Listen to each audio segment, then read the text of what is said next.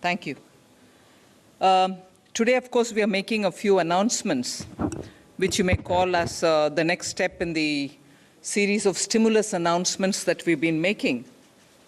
But before doing that, I wish to give a picture of the economy as it stands now, and also give you a picture of the various progress that we've made in the Atmanirbhar announcements that we've made over the months. So first, the state of the economy, there is definitely a strong recovery scene that is emerging. Active cases of COVID have declined from 10 lakhs to 4.89 lakhs. And the case fatality rate has also come down. It is at 1.47 as it stands now, 1.47%. If I move over to talking about the economy, you're aware in the last 10-15 days, there have been quite a few measures and steps and indicators which have shown that the recovery is happening and distinctly, clearly happening. The Composite Purchase Managers Index has risen to 58.9 in October. And the previous month it was at 54.6, and therefore this is the strongest increase that you've seen in output in close to 9 years. So that itself shows it is just not the pent-up demand, but also a strong pitch for recovery. The next is about the energy consumption growth. That's been at a very high level. If you look at year-on-year comparison, it's at 12%, October to October. 2020, 21. The GST collections, of course, even as it was announced, had touched 1.05 gross, 1.05 lakh crores, and it's a 10% year-on-year comparison. Daily railway freight tonnage also has grown by 20% year-on-year.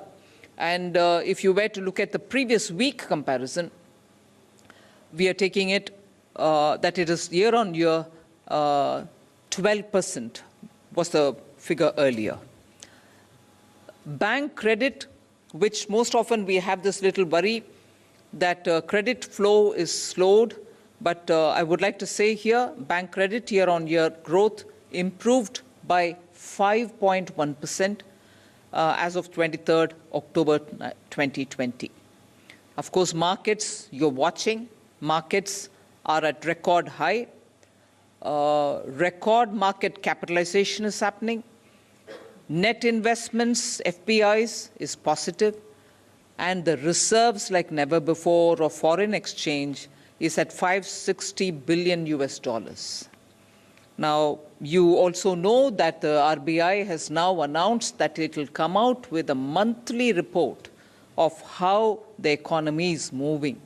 And the first of such series of monthly reports, it used to give us reports even earlier, but now looking at the economy, they are giving us this monthly report, which predicts a strong return to proper growth of the Indian economy, to positive growth.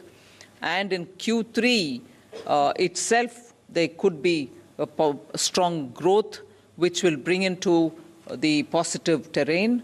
And the expectation earlier was that it will be probably in the fourth quarter that we will reach that kind of a number, but RBI predicts probably that will happen even in the Q3. You also seen that several prominent economists have been writing as to what is the nature of this rebound, and it is just not due to pent-up demand. It's a sustainable, strong economic growth which is being read by many economists who have been writing and also noticing that this growth is also getting energized by the unrelenting reform pitch with which a lot of strong steps towards systemic reforms are being taken by the government. So this is the strong recovery picture which I'd like to put before you. And like the earlier announcements, I'll do it in English and Anuragji would do it in Hindi. Before I go in for the Hindi, it's also important for us, and I'm sure many of you all have noticed, that Moody's today have come out with the numbers for Indian economy, saying that earlier they were talking about 9.6 negative growth for India, which they have now reassessed and said that it won't probably be at 9.6 negative, it might probably just be 8.9 negative. Whereas for 2022, they had come with a very clear indication that India will be growing at 8.1% earlier, but now they've corrected themselves and said probably India will be growing not at 8.1, but at 8.6.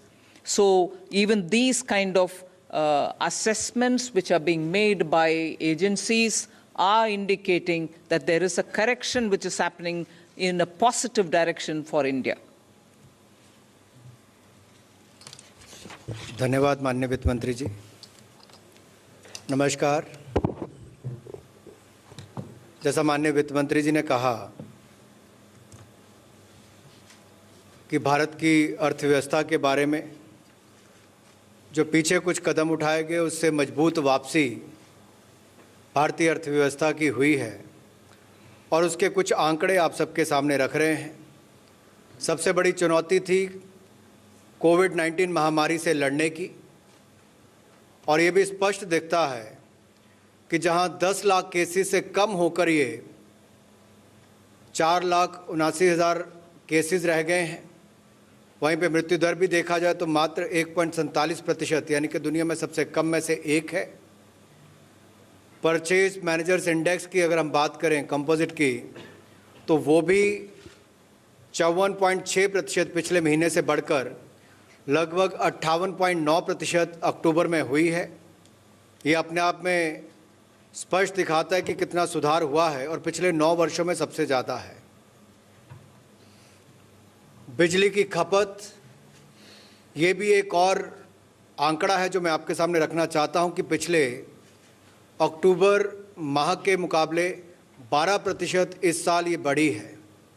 इसी तरह से GST collection अगर पिछले साल अक्टूबर में 95,000 करोड़ थी, तो इस साल अक्टूबर में 1,05,000 करोड़ हुई है, जो लगभग 10% ज़्यादा है।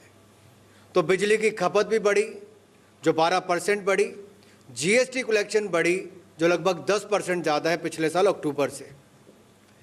रेलवे में माल ढुलाई के भी आंकड़े प्रति टन अगर आप देखेंगे तो पिछले साल के मुकाबले लगभग 20% ईयर ऑन ईयर बेसिस पर हैं, जो कि पिछले साल लगभग 12% इसी हफ्ते में अगर आप देखेंगे पिछले हफ्ते थी। बैंक क्रेडिट की अगर मैं बात करूं, जो बैंकों ने पैसा दिया है, कर्ज दिया है, वो ईयर ऑन ईयर बेसिस पे साल भर 10 साल देखेंगे तो उसमें भी 5.1% का ये इम्प्रूवमेंट है, सुधार है, जो 23 अक्टूबर 2020 की फिगर है। मार्केट्स के आंकड़े आपके पास रोज आते हैं जो रिकॉर्ड हाई हैं, उछले स्तर पर हैं। मार्केट कैपिटलाइजेशन ये भी रिकॉर्ड है, और इसमें जो एफपीआई नेट इन्वेस्टमेंट्स हैं उसमें जो पॉजिटिव आया है वो भी आप सबके सामने है। और अगर विदेशी मुद्रा भंडार की मैं बात करूं तो ये अपने आप में एक रिकॉर्ड है कि $560 बिलियन ये भारत का विदेशी मुद्रा भंडार है। ये अपने आप में एक सुखद खबर है। एफडीआई इनफ्लो, विदेशी पूंजी निवेश, ये अगर आप महामारी के समय भी अप्रैल से लेकर अगस्त महीने तक का देखेंगे तो $35.37 बिलियन हुआ है, जो लगभग पिछले साल से 13% ज़्यादा है। तो ये कुल मिलाकर सारे आंकड़े दिखाते हैं कि किस तरह से भारत में अर्थव्यवस्था में वापसी बड़ी मजबूती के साथ हुई है। ये आंकड़े अपने आप उस दिशा में दिखाते हैं। आरबीआई ने जो प्रेडिक्शंस की थी, जो भविष्यवाणी एक तरह से की, उसमें भी अगर आप देखेंगे कि भारतीय इकॉनमी में जो बदलाव और उसमें वापसी की बात कही है, वो बहुत फ़र्क इस बार देखने को मिलता है। पॉजिटिव ग्रोथ की बात कही उन्होंने क्वार्टर 3 में, यानी कि तीसरी तिमाही में पॉजिटिव ग्रोथ की बात कही है, और वहीं पर जो अगले साल के लिए भी बात कही कि चौथा क्वार्टर जो है उसमें हम लोग बेहतर करेंगे। ये भी अपने आप में एक बहुत बड़ी बात है। जैसा माननीय वित्त मंत्री ने अभी कहा कि मूड देश के अंदर भी ठीक हुआ और मूडीज़ की रेटिंग भी जो है वो भी भारत के प्रति उसमें सुधार हुआ है। जो -9.6% कही थी उसमें बदलाव करके उन्होंने अब 8.9% कहा है माइनस, और अगले वर्ष के लिए जो उन्होंने 8.1% ग्रोथ पॉजिटिव कही थी उसमें भी 8.6% कहा है। तो अपने आप में दिखाता है कि देश के अंदर तो सुधार अर्थव्यवस्था में हो रहा है, दुनिया भर की नज़रों में भी भारतीय अर्थव्यवस्था और मजबूत होगी, इस दिशा में आंकड़े सामने आ रहे हैं। I now go to telling you about on some selected announcements made during Atmanirbhar Bharat Abhiyan, the progress, so that you know that there is a continuity with which we are coming up with the announcements. And I call them under Atmanirbhar Bharat Abhiyan 1.0 and Atmanirbhar Bharat Abhiyan 2.0. Now, under 1.0, there are 3 slides with which I explain the progress in some of the items. What are those some? Why should it be only some? Some which have a direct bearing on the poor, the farmers, and so on, are the ones I'm giving you progress on. On the others, we are ready to give the progress, but probably I didn't want to take more of the time here. We will share it with you. So, under Atmanirbhar Abhiyan, Atmanirbhar Bharat Abhiyan 1.0, some of the announcements which were made are seeing very good progress. And the first one I take there is about the One Nation, One Ration card, in which interstate portability has been achieved in 28 states and union territories. They're all under the national portability of ration cards now.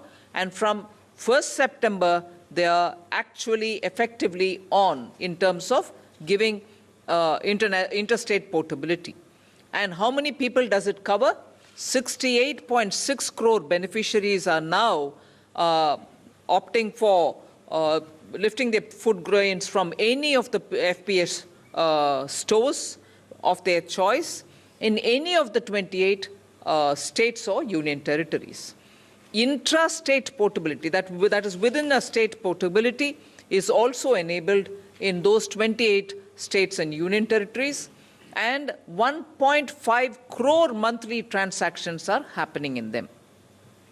This is very important, and this was one of the very progressive steps that we took towards the poor being ensured of food security. If you go to the next one, which is the PM Street Vendors Atmanirbhar Nidhi, which is the PM Swanidhi, you have 26.62 lakh loan applications which have been received, of which 13.78 lakh loans totaling 1,373 crores which have been sanctioned in 30 states and 6 union territories. So the coverage of the PM Swanidhi for the street vendors is now there in 30 states, and that is the number of people who have already got covered. And applications which are otherwise there will all be attended to at the earliest. I remember talking before you all about migrant workers and also the way in which the union government is responding to make sure that they are given some kind of a facilitation. However, the portal which was going to have been made for recording the movements of migrants from where to where and so on, the work was commenced on starting a portal. Labour Ministry together with the Finance Ministry and other concerned ministries are working together closely with the states, and the work has commenced for creating a portal on migrant workers. आत्मनिर्भर भारत अभियान के अंतर्गत सबसे पहले प्रावधान किया गया था अन्न और धन की कोई कमी ना आए, और उसी दिशा में माननीय वित्त मंत्री जी ने उस समय भी एक घोषणा की थी कि एक देश एक बाजार की तर्ज पर एक देश एक राशन कार्ड, इस दिशा में भी हम आगे बढ़ेंगे। राज्यों को कहा था कि अपने यहाँ पर लागू करें, और हमें कहते हुए प्रसन्नता हो रही है कि 28 राज्यों में और यूनियन टेरिटरीज़ में इसको लागू कर दिया गया है 1 सितंबर 2020 से।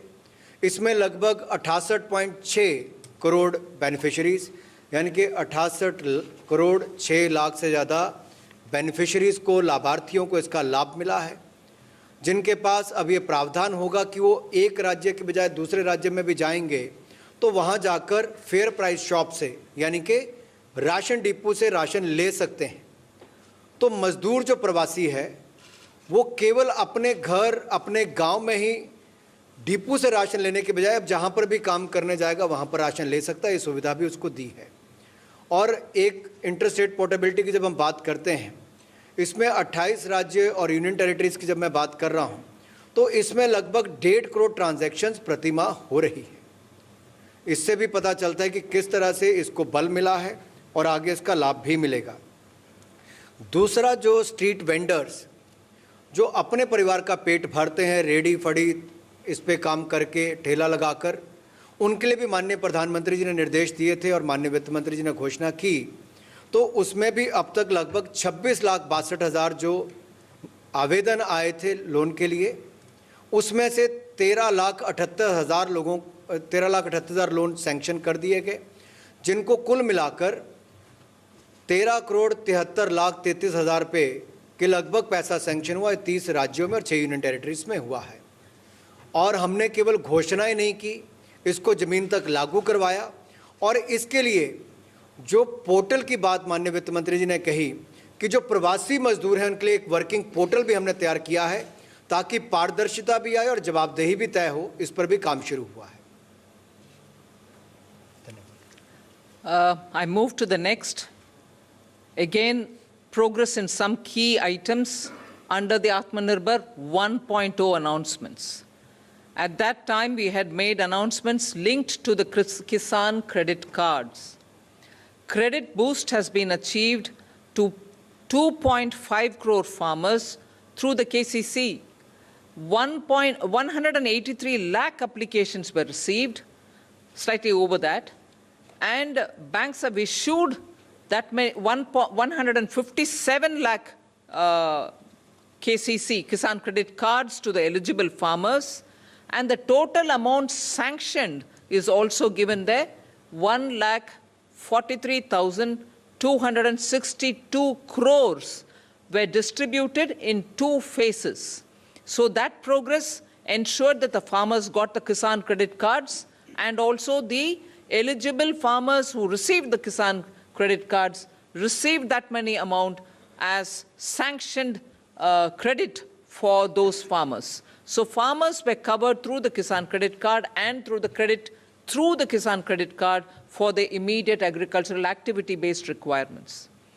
Similarly, we announced a Matsya Sampada Yojana, and in that 21 states have sent the proposals. They've also received the money and sanctioned 1,681 crores for the fishermen who were to be covered under Matsya Sampada Yojana.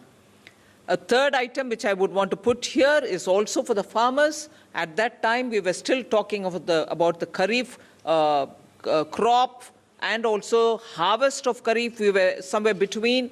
But in anticipation of the Rabi, we said we will give over and above the BE 25,000 crores, which will be distributed to the farmers so that their preparation for Rabi, preparation for sowing for Rabi will all be facilitated.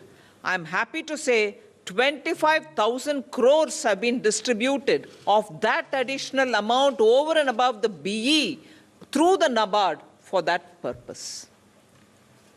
सो मजदूर के बाद किसान की बात, और कृषि के लिए और किसान के लिए तो माननीय प्रधानमंत्री जी ने 2014 में ही कृषि मंत्रालय के साथ किसान कल्याण मंत्रालय नाम भी दिया था। बहुत सारे कदम पिछले कुछ महीनों में उठाए गए हैं, और जिसमें एक घोषणा माननीय वित्त मंत्री जी ने उस समय की थी कि ऋण में वृद्धि करेंगे 2.5 करोड़ फार्मर्स को नए किसान क्रेडिट कार्ड देकर। और आज बताते हुए प्रसन्नता हो रही है कि अब तक लगभग 1,83,14,000 से ज़्यादा एप्लीकेशन जो रिसीव की गई हैं, उसमें बैंकों ने 1,57,44,000 से ज़्यादा किसान क्रेडिट कार्ड को एलिजिबल पाया है, पात्र पाया है, और कुल मिलाकर 1,43,262 करोड़ रुपया 2 चरणों में 1,43,262 करोड़ रुपया 2 चरणों में लगभग 1,57,44,000 किसानों को सैंक्शन किया है। ये अपने आप में बहुत बड़ी उपलब्धि है, कुछ महीनों के अंदर करके दिया। इसके साथ साथ हमने प्रधानमंत्री मत्स्य संपदा योजना के अंतर्गत जो 21 राज्यों के माध्यम से आवेदन आए थे, उनकी प्रपोजल्स को भी सैंक्शन कर दिया है और कुल मिलाकर 1,681 करोड़ रुपया इसके लिए सैंक्शन किया है, जिससे मत्स्य पालन में वृद्धि भी होगी और इससे हमारे मछुआरों की आय में भी बढ़ोतरी होगी। तीसरा जो इसमें पहलू है वो अतिरिक्त जो पूंजी है, कार्यशील पूंजी, उसके लिए इमरजेंसी वर्किंग कैपिटल फंड, ये भी किसानों को देने के लिए नाबार्ड के माध्यम से ये कदम उठाया गया है और कितना 25,000 करोड़ रुपए इसमें डिसबर्स अतिरिक्त किया गया है। ये अपने आप में दिखाता है कि किसानों के प्रति मोदी सरकार किस तरह से कदम उठाती है। इससे किसानों को लाभ भी मिलेगा और उनको पैसों की, क्रॉप लोन की कोई कमी नहीं आएगी। इससे आपके कोऑपरेटिव बैंक्स और इन सब के माध्यम से नीचे तक पैसा पहुंच गया है। ये भी भारत सरकार ने कुछ ही महीनों में करके दिया है। I now move to the third slide, showing the progress of some of the key areas which relate to the Atmanirbhar Bharat package of 1.0.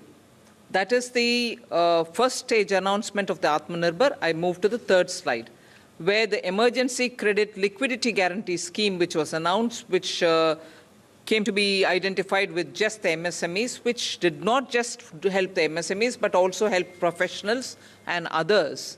Total amount sanctioned, it was a 3 lakh crore ECLGS, in which 2.05 lakh crores have been sanctioned to about 61 lakh borrowers, who included MSMEs, professionals, and many others who were just not MSMEs, they could be others also, of which 1.52 lakh crores have been disbursed. So that is on the ECLGS. We also had announced at that time partial credit guarantee scheme through the public sector banks.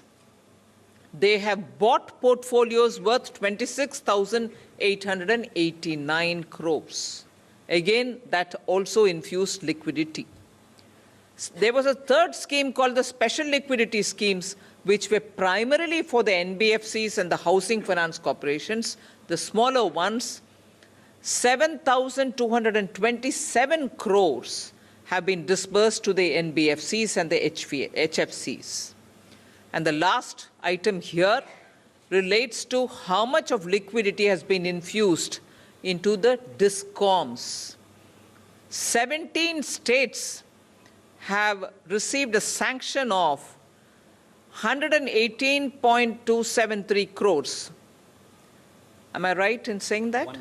1,18,273 crores worth of loans have been sanctioned to about 17 states, of which 11 states have received disbursed amounts. Amounts have been released to them to the extent of 31,136 crores. So this is just very quickly to give you the progress of what happened was what had been announced as Atmanirbhar Package 1, and on that some selected items for which progress is shown here, but progress is happening in each one of the announcements which were made, which will be separately given to you rather than taking more time. We are only till now talking about what was announced, what progress is being made. I'll quickly also say about Atmanirbhar 2.0, about which there'll just be one slide for you all to know if the progress is being made. Post that, I'll go for today's announcements. धन्यवाद। Emergency credit line guarantee scheme जो मध्यम सूक्ष्म लघु कुटीर उद्योग के लिए initially launch की थी और बाद में बाकियों के लिए भी, प्रोफेशनल से लेकर बाकी वर्गों के लिए उसको खोला गया। ये बताते हुए प्रसन्नता होती है कि 61 लाख लोगों ने इसका लाभ उठाया है, अकाउंट होल्डर्स ने, और जिसमें लगभग 2,05,000 करोड़ रुपया सैंक्शन किया गया है और वितरित किया गया, वो भी 1,52,000 करोड़ रुपया इसमें वितरित किया गया। ये मात्र चंद महीनों के अंदर उद्योगों को मदद करने के लिए 20% अतिरिक्त कार्यशील पूंजी देने का काम बीड़ा जो भारत सरकार ने उठाया था, उसकी रिपोर्टिंग हम आपको कर रहे हैं। 1,52,000 करोड़ रुपया अब तक इसमें वितरित किया गया है और कुल मिलाकर 2,05,000 करोड़ रुपया इसमें 61 लाख बोरो को सैंक्शन किया गया है। आगे पार्शियल क्रेडिट गारंटी स्कीम 2.0 में पब्लिक सेक्टर बैंक्स ने लगभग 26,890 करोड़ रुपए के पोर्टफोलियो लिए हैं और स्पेशल लिक्विडिटी स्कीम के अंतर्गत एनबीएफसी और हाउसिंग फाइनेंस कॉरपोरेशन कंपनीज ने 7,227 करोड़ रुपया भी वितरित किया है, जो अपने आप में आपको दिखता होगा कि हाउसिंग के क्षेत्र में किस तरह से पिछले कुछ महीनों में एक बड़ा बदलाव, एक सकारात्मक रुख देखने को मिला है। लोगों ने घर खरीदने से लेकर आगे तक भी काम करना शुरू किया है। डिस्कॉम्स को मदद करने की हमने बात की थी कि उनको धन भी मिलेगा, इसमें आगे उनको लिक्विडिटी उपलब्ध करवाई जाएगी। और ये कहते हुए हमें प्रसन्नता हो रही है कि 1,18,273 करोड़ रुपए के ऋण जो है वो 17 राज्यों को और यूनियन टेरिटरीज को हमने सैंक्शन किए हैं और इसमें से 31,136 करोड़ रुपया अभी तक इसमें वितरित कर दिया गया है, राज्यों को दे दिया गया है। कितने? 11 राज्यों और यूनियन टेरिटरीज को अब तक दे दिया गया है। ये अब तक का 3 पहलू जो बताए गए, मजदूर और गरीब पहला चरण, दूसरा किसान और मछुआरा और तीसरा व्यापारी और डिस्कॉम्स, इस तक के लिए हमने आपको बात कही है। I move to Atmanirbhar Bharat 2.0. Just one slide to show you the progress there. We had made these announcements on 12th of October, largely talking about the festival advance which was going to be given as a actual break away from the recommendations of the Pay Commission. We brought back the festival advance just this one time so that people get money in their hands to spend. SBI is issuing what is called the Utsav cards, through which festival advance is being given. Good progress is being made there. LTC voucher scheme was also launched for the central government, and many of these employees who are unable to travel because of the given conditions were given the option, instead of traveling, they could spend that money in buying some things, and in that also we are seeing a lot of progress. Other than that, Atmanirbhar Bharat 2.0 package also spoke about 25,000 crores in addition being provided over and above the BE for capital expenditure, primarily aiming at Ministry of Road Transport and also Ministry of Defence.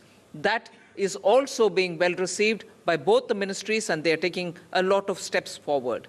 And the last one which I'll refer here is 11 states have been sanctioned 3,621 crores as interest-free loans towards capital expenditure. You'll remember that we had announced this. 11 states have already taken 3,621 crores. Just 1 minute here.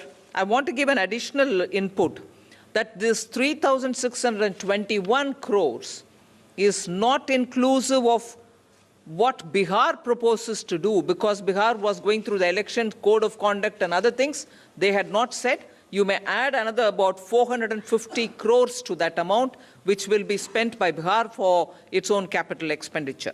Over and above this, which I think we have not mentioned here, which is only right that we have not mentioned it here, is income tax refunds, which even then I did say, and even now I'm saying, that is people's own money, taxpayers' own money. But why am I including it saying here? Refunds have gone in a big way to the people, because in time, if they get the money, the refund, it will help them. 1,32,800 crores have gone as refunds to nearly 39.7 lakh assessees. It's their money. I'm not making a claim to that. But refund, instead of sitting with us for whatever reason, which is not right, without any delay, has been given to the tax assessees in time. 1,32,800 crores. आत्मनिर्भर भारत 2.0 इसकी घोषणा 12 अक्टूबर को की गई थी, जिसमें 14वें वित्त आयोग में जो सुविधा नहीं थी कि आपको किसी त्योहारों के समय एडवांस देना है, उसमें भी एक बार के लिए छूट देकर फेस्टिवल एडवांस देने की शुरुआत की और एलटीसी वाउचर स्कीम लेकर आए थे। उसमें भी बहुत प्रगति हुई है और एसबीआई ने उत्सव कार्ड लॉन्च किया है, जिसका सरकारी कर्मचारी लाभ उठा रहे हैं। इसके अलावा पूंजीगत व्यय के लिए 25,000 करोड़ रुपया सड़क परिवहन मंत्रालय को और रक्षा मंत्रालय को दिया गया है, जिस पे भी आगे बहुत अच्छे कदम उठाए गए हैं। ये भी एक उस दिशा में काम किया गया था। इसके अलावा जो 11 राज्यों को 3,621 करोड़ रुपया बगैर ब्याज के ऋण दिया गया है, ताकि वो अपना कैपिटल एक्सपेंडिचर कर सकें, पूंजीगत व्यय कर सकें। ये 11 राज्यों को अब तक दिया जा चुका है। बिहार क्योंकि चुनाव में था, इसलिए उनका निर्णय इसके बाद आएगा, लेकिन कुल मिलाकर इसमें भी सभी राज्यों को बहुत लाभ मिलेगा और इसका लाभ भी उनको मिलेगा। जैसा माननीय वित्त मंत्री जी ने कहा कि इनकम टैक्स रिफंड है तो जनता का पैसा, करदाताओं का पैसा, लेकिन इस महामारी के समय उनको सही समय पर या समय से पहले वो पैसा मिले, तो लगभग 1,32,800 करोड़ रुपया अब तक 39,70,000 लोगों को ये पैसा वापस मिल चुका है। 1,32,800 करोड़ रुपया। तो ये अपने आप में एक इनकम टैक्स डिपार्टमेंट ने अपनी ओर से तेजी से काम किया है, ताकि लोगों के पास धन की कमी ना हो। I now move to today's announcements. There are 12 different things that we want to announce. You may want to refer to it as Atmanirbhar 3.0. I first start with the first announcement, which is Atmanirbhar Bharat Rozgar Yojana. I have 3 slides on it. This Prime Minister Rozgar Protsahan Yojana is something which all of you all already know. It exists. It was implemented up to 31/3/2019. It had covered all sectors beginning textiles, and then it was expected to run 3 years. It is running for 3 years. So even if somebody joined the scheme on 31/3/2019, they would be covered under that existing scheme for another, from then 3 years. It is still active.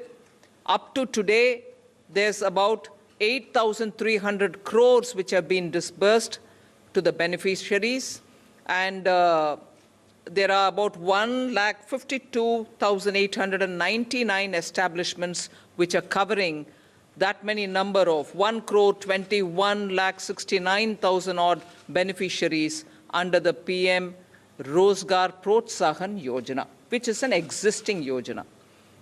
The new scheme, which we are now calling as Atmanirbhar Bharat Rozgar Yojana, is being launched so that we incentivize creation of new employment opportunities so that the recovery phase benefits from it. What does this mean?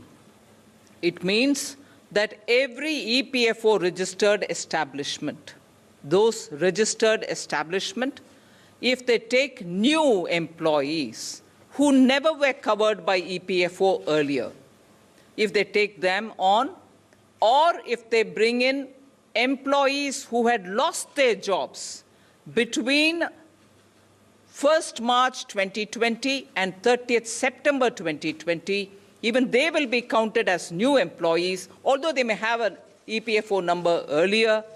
Both will benefit from this.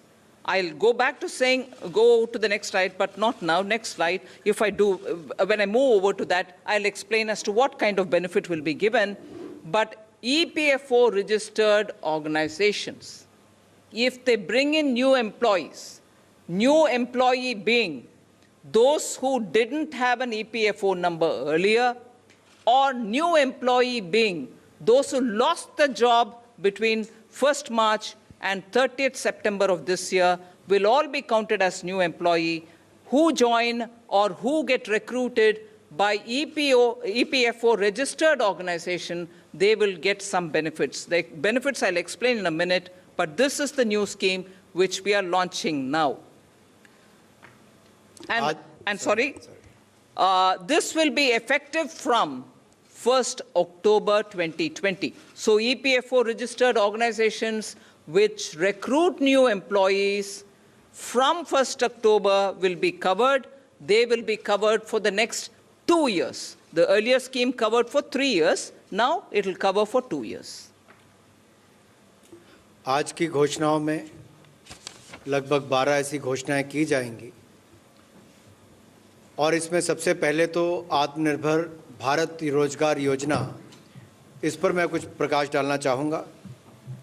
अगर आप देखें प्रधानमंत्री रोजगार प्रोत्साहन योजना में जो 31 मार्च 2019 तक लागू की गई थी और इसमें प्रयास ये था कि लोगों को संगठित क्षेत्र में लेकर आएं और नया रोजगार भी इससे उत्पन्न हो। इसमें कुल मिलाकर अब तक 8,300 करोड़ रुपए के बेनिफिट लगभग 1,52,899 संस्थाओं को मिले और जिसमें कुल मिलाकर 1,21,69,960 बेनिफिशरीज यानी कि लाभार्थी उसके अंतर्गत आए। सो प्रधानमंत्री रोजगार प्रोत्साहन योजना के अंतर्गत 1,21,69,960 लाभार्थियों को लाभ मिला है, जो 1,52,899 संस्थाओं में काम करते थे और इनको कुल मिलाकर 8,300 करोड़ रुपए के लाभ मिले हैं। अब नई स्कीम जो है वो आत्मनिर्भर भारत रोजगार योजना लॉन्च की गई है। इसमें भी संगठित क्षेत्र में रोजगार देने के लिए उसमें बल दिया जाएगा और लोग ज़्यादा से ज़्यादा कर्मचारी भविष्य निधि के साथ जुड़ें और नए रोजगार उत्पन्न हो सकें, उस दिशा में ये कदम उठाए गए हैं ताकि कोविड-19 से जो वापसी हम कर रहे हैं लॉकडाउन से लॉकिंग के फेज़ में और इकोनॉमिक रिकवरी के साथ साथ और जॉब क्रिएशन हो और रोज़गार मिल सकें, उस दिशा में स्कीम को लॉन्च किया गया है। इसमें किसको लाभ मिलेगा? इसमें उन लोगों को लाभ मिलेगा जो या तो पहले EPFO में रजिस्टर्ड नहीं थे, कर्मचारी भविष्य निधि में रजिस्टर्ड नहीं थे। अगर वो रजिस्टर्ड होते हैं नई संस्थाओं में, 15,000 से कम उनकी अगर तनख्वाह होती है प्रतिमाह तो वो इसके अंतर्गत लिए जाएंगे, या जिन्होंने 1 मार्च से लेकर 30 सितंबर के बीच में नौकरी जिनकी चली गई होगी और 1 अक्टूबर के बाद उनको वापस रोजगार मिला होगा और EPFO में उनकी रजिस्ट्रेशन हुई है तो उनको ही लाभ मिलेगा। इसमें स्पष्ट मैंने इसलिए किया क्योंकि आगे की जो स्लाइड्स आएंगी उसमें आपको और विस्तार में पता चलेगा कैसे हम देश में संगठित क्षेत्र में और ज़्यादा रोजगार लाने की बात कर रहे हैं और असंगठित को भी संगठित क्षेत्र में लाने की बात कर रहे हैं। इससे कर्मचारी और रोजगार देने वालों दोनों को ही बल मिलने वाला है। So on this, just a bit of clarity. We go over to the second slide on this first announcement. These are establishments which are registered under the EPFO. They add new employees, and the employees will have to be at least 2 minimum if the reference base for the establishment is 50 employees or less, and minimum 5 employees, 5 new employees if the reference base for those establishment is more than 50 employees. Now, these will have to happen between 1st October 2020 and it will be operational only till 30th June 2021, meaning these establishments, if they recruit people from 1st October 2020 and till 30th June 2021, they will be covered under the scheme. And when I said covered, they will be covered for the next 2 years. How they will be covered, I'll cover in the next slide. But this is the criteria which is before us. EPFO के अंतर्गत जो registered संस्थाएं हैं, अगर वो नए employment देती हैं तो उनको इसका लाभ मिल पाएगा। और इसका रेफरेंस जो है, जो हमने बेस एम्प्लॉयज़ का लेना है कि कब से लेना है, तो सितंबर 2020 को उसको लिया जाएगा। और किनको लाभ मिलेगा? मान लीजिए कोई संस्था जिसके 50 से कम एम्प्लॉय हैं, अगर वो 2 से ज़्यादा लोगों को नए रोजगार देती है और वो EPFO रजिस्टर होते हैं, तो उनको इसका लाभ मिलेगा। और जो संस्थाएं जिनके 50 से ज़्यादा कर्मचारी हैं, उनको कम से कम 5 नए कर्मचारी रखने पड़ेंगे ताकि वो इसको लाभ मिल पाए। और इसका जो दूसरा पक्ष ये भी है, जो EPFO के अंतर्गत रजिस्टर्ड संस्थाएं हैं, उसको ही इसका लाभ मिलेगा। जो नहीं है उनको रजिस्टर करवाना पड़ेगा ताकि उनके जो नए एम्प्लॉयज़ हैं उनको इसका लाभ मिल सके। और ये योजना जो है ये 30 जून 2021 तक ये रहेगी ताकि उससे पहले लोग इसका लाभ उठा सकें। So we now move to talking about what exactly is the benefit which they are going to get.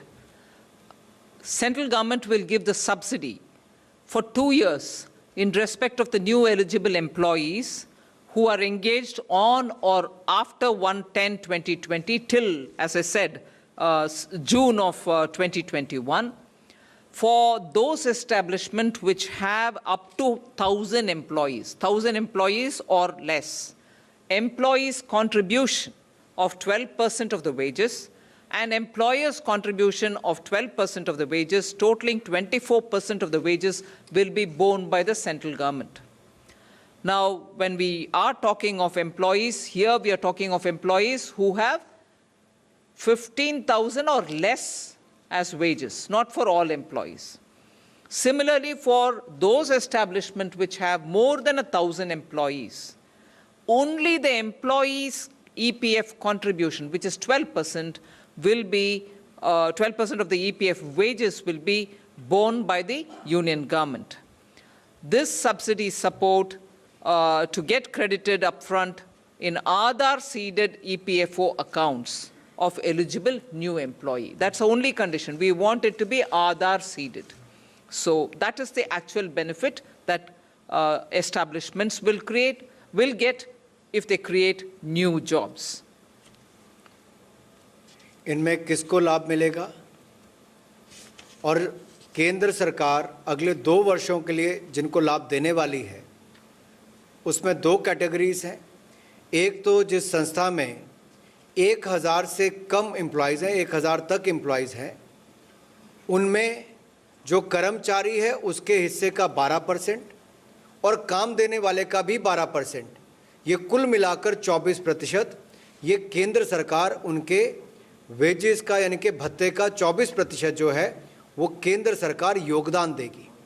12% कर्मचारी का और 12% काम देने वाले का, ये 24% केंद्र सरकार उनका भत्ता देगी।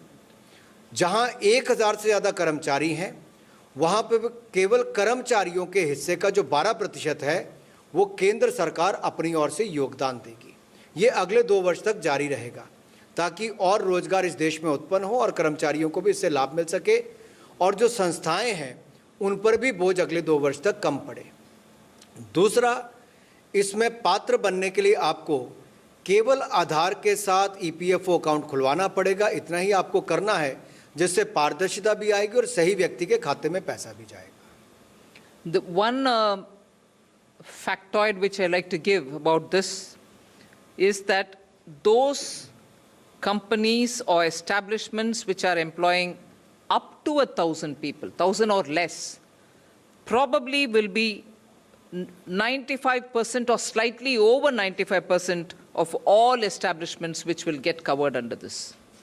And also, a rough estimate, subject to correction, a rough estimate is 65% of all those who are in the formal sector will be covered by this fact that this 12% and 12% will be borne by the government of India. 65% of all employees will get.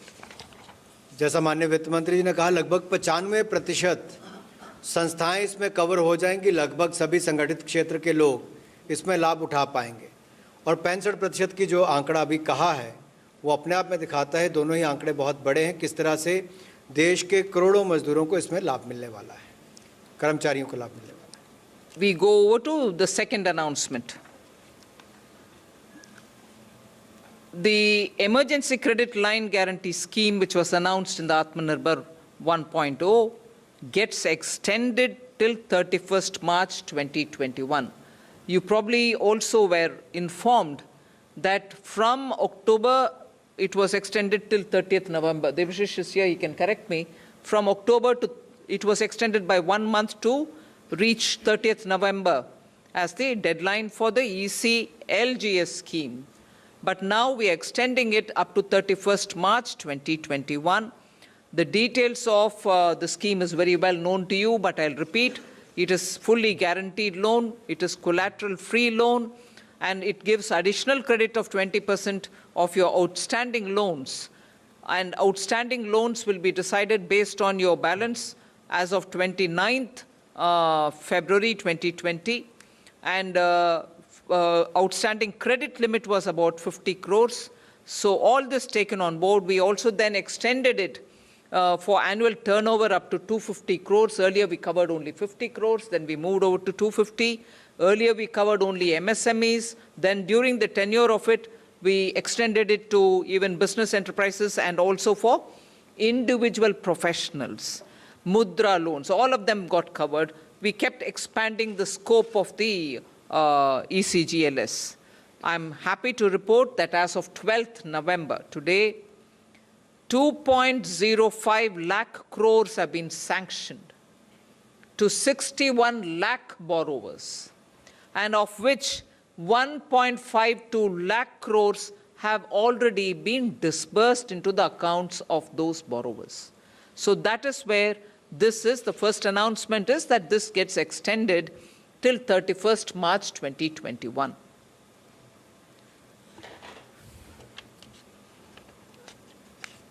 Emergency credit line guarantee scheme जो प्रमुखता से शुरुआत में मध्यम सूक्ष्म लघु कुटीर उद्योग के लिए शुरू की गई थी, जहां पर 20% अतिरिक्त कार्यशील पूंजी देने की बात कही गई थी और उसमें कोई भी कोलेट्रल नहीं देनी थी, ना ही कोई गारंटी देनी थी। भारत सरकार के एक तरह से गारंटी पर ये पैसा बैंकों को आगे देना था।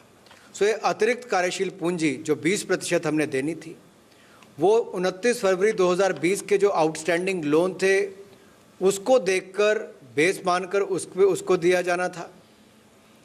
और इसमें जो क्रेडिट था वो लगभग 50 करोड़ रुपए तक वालों के लिए और 250 करोड़ रुपए की जो इसकी वार्षिक टर्नओवर होगी उसके लिए इसके अंतर्गत आना था। इसमें अब इसको बढ़ाकर 31 मार्च 2021 तक कर दिया गया है ताकि और लोग इसका लाभ उठा सकें। और इसमें पात्र कौन होंगे? जो मध्यम सूक्ष्म लघु कुटीर उद्योग हैं उनको, बिजनेस एंटरप्राइजेज हैं वो, कोई व्यक्ति है उसको लेना है, कोई प्रोफेशनल है उसको, ये सारे उसमें हमने कवर किए थे। यहाँ तक कि मुद्रा के अंतर्गत जिन्होंने लोन लिया था उनको भी इसमें पात्र बनाया गया था। अब ये 31 मार्च 2021 तक इसको बढ़ाया गया है ताकि और लोग इसका लाभ उठा सकें। अब तक इसकी परफॉर्मेंस जो है वो अपने आप में बहुत अच्छी रही है।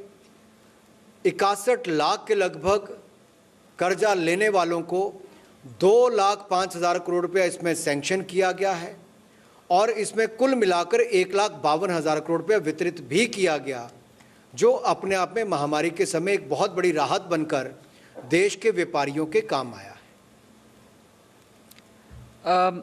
I come to the next announcement, which is I'm linking it with the extension of date of the ECLGS. This is, we are launching a credit guarantee support for all the stressed sectors. This was part of what was recognized by the Kamath Committee, which looked at the various sectors which are stressed as a result of the pandemic. So 26 stressed sectors were identified, and for those in that sector plus the health sector, with credit outstanding of about 50 crores and up to 500 crores as on 29th February 2020, this scheme will be extended. And what it does is, it doesn't have an upper ceiling or on annual turnover basis. entities up to 30 days past due, which is estimate 0 as on 29/2/2020, will get an additional credit of 20% of outstanding as of that date. So this one, unlike the earlier, which got extended now, which will be current and which will run, even as it goes on, we are bringing this one as an additional scheme wherein the tenor of the additional credit which is being given will be 5 years, which means 1 year of moratorium and 4 years of repayment and servicing.